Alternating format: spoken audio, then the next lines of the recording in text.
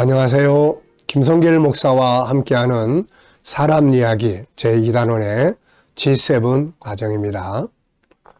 이 시간에는 이제 전 시간에 이어서 제9-5회가 되겠습니다. 자, 우리가 이 9장에서는 어떻게 하면 아이들을 행복하게 공부하게 할 수 있을까? 행복한 공부, 즐거운 공부를 하도록 어떻게 도와줄 수 있을까 하는 이야기를 쭉 했어요. 자, 그래서 쭉 이야기를 했는데 한번 쭉 살펴보겠습니다. 첫 번째는 부모와 원활한 소통이 될 수 있게 해야 된다. 두 번째, 하고 싶은 분야 하도록 도와야 된다. 세 번째, 해야 할 의미를 수시로 찾는다. 그리고 부모가 모범이 되어주는 거다. 같이 공부하는 거예요. 그리고 주도적인 학습을 계획을 짜야 된다. 여행과 적당한 쉼의 시간을 가져야 한다. 취미 생활이 필요하다. 그리고 보상이 잘 이루어져야 한다. 친구들과 함께하는 수업을 하면 좋다. 그리고 인내와 수고의 열매를 우리가 잘 알도록 이제 함께 나누는 거고요.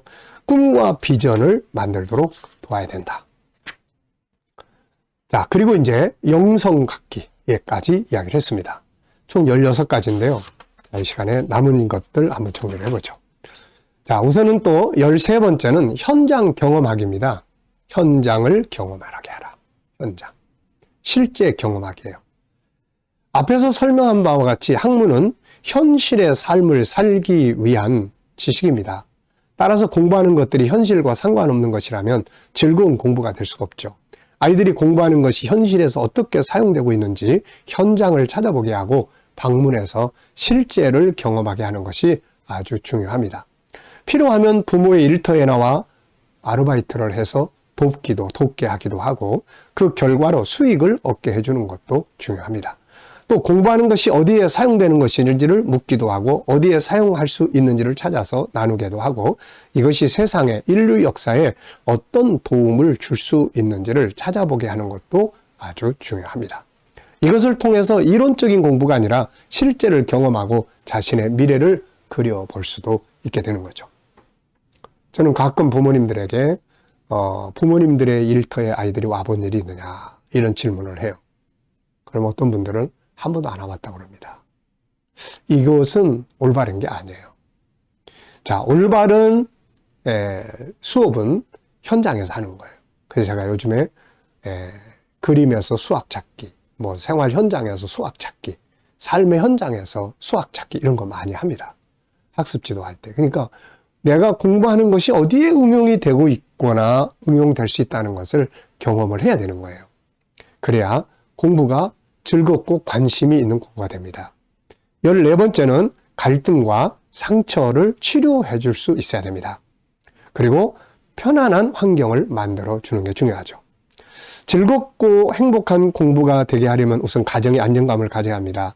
부모가 서로 건강한 삶을 살아가고 다툼과 분쟁보다는 서로를 배려하고 힘들 때는 상대방을 원망해보다는 함께 기도하고 감사하며 지적과 꾸중보다는 위로와 격려, 지지, 칭찬, 기다려주기 등이 있는 곳은 따뜻한 환경이죠.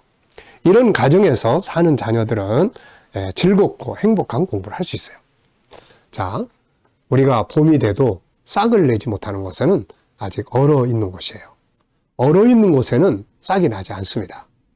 그러나 녹아있고 따뜻한 양지 쪽에는 싹이 빨리빨리 나요. 가정 환경이 따뜻해야 됩니다. 엄격하고 완전하고 또 막 실수를 못 봐주고 이런 분위기 속에서는 즐거운 공부가 될 수가 없어요. 그리고 더 상처가 많아집니다. 그 다음에 갈등을 해결하고 상처를 치유할 수 있는 가정이 돼야 합니다. 아이들이 살아가는 세상은 어른들의 세계보다도 더 많은 갈등과 아픈 상처들이 있는 곳이에요. 이성적 문제, 성적인 학교 성적 문제, 친구들과의 비교 문제 등 엄청난 문제의 세계를 아이들은 살아가고 있어요. 그래서 아픈 감정을 가지고 집으로 오고 갈등을 안고 집으로 옵니다. 그런데 그들이 오는 가정은 어떤가요? 아픈 감정을 이해하고 감싸주고 공감하고 치유하는 기능보다는 아픈 상처 위에 더 아프게 하는 경우들이 많습니다. 사람이 아플 수는 있어요. 그러나 치료하는 기능이 있다면 죽음의 문턱까지는 가지 않는 거죠. 아픈 감정에 대한 이해가 있고 공감이 있고 그가 원하는 본성의 욕구에 대한 이해가 있고 지지가 있고 따뜻한 말들이 필요한 것이죠. 아픈 감정을 털어놓을 수 있을 만큼 열린 가정이 되어야 하고 부모들이 되어져야 합니다. 아이들이 아픈 감정을 이야기할 때 나도 그랬어. 그런 건 참아야지. 네가 잘못하니까 그렇지. 이런 말들은 이건 독약입니다. 독약. 그러니까 이런 말들은 절대 하면 안 돼요. 15번째는 놀이를 통한 학습학입니다. 학습이 놀이라면 얼마나 행복하고 좋을까? 왜 학습을 놀이처럼 만들지 못하는 것일까? 왜 학습은 꼭 책상 앞에서만 해야 할까? 놀이터에서는 할 수 없을까? 행복한 학습을 하기 위해서는 때로는 학습 현장이 놀이 현장이 되어야 할 필요가 있죠.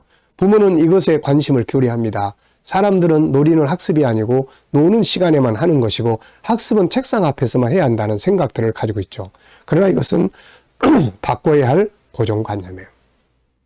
만약에 분수 공부를 피자집에서 한다면 어떨까요? 피자를 먹으면서 진분수를 이야기하고 대분수를 이야기하고 또 그 속에서 가분수를 이야기를 하고 또 뭐 소수를 이야기를 하고 다 할 수 있잖아요. 이게 다. 그러니까 자 이렇게 이런 점에서 이스라엘의 유치원이나 초등학교 교실에는 어느 곳이나 책상 옆에 각종 게임 상자를 보관해두는 가구가 세워져 있다고 합니다. 때로는 선생님께 허락을 받으면 수업 시간에도 친구들과 모여 게임을 한다고 합니다.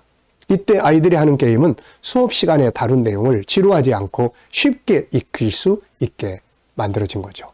게임을 학습 보조 교재로 사용하고 있는 겁니다.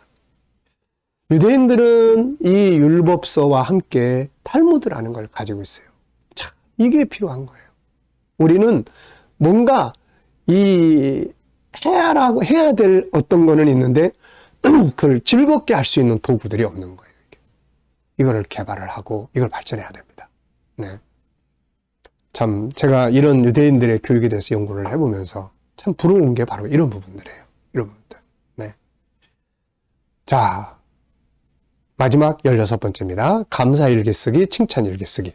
가족이 모두 감사일기나 칭찬의 일기를 쓴다면 훨씬 더 즐겁고 행복한 가정이 될 수 있고 학업이 될 수 있습니다.